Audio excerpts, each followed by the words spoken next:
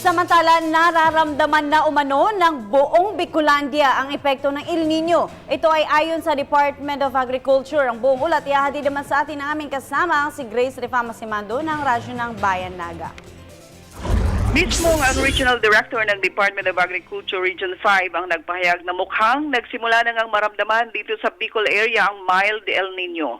Pahayag ngayon ni Director Abelardo Bragas na umaabot na sa 180,000 hectares ng taniman at palayan ang apektado ng El Nino at inaasahan daw nila na magsisimula na namang magtanim ng maayos-ayos ang mga magsasaka sa buwan pa ng Disyembre. Sabi ni Bragas, ngayong Agosto asahang hindi talaga magbibigay ito ng magandang panahon para sa mga pananim. Ilan sa mga mitigating measures na inihatag ng DA ay ang pagbibigay ng libreng binhi sa mga magsasaka, pagtatanim ng alternative crops na magkakasalba sa taghirap na panahon tulad ng root crops, monggo, saba at mais.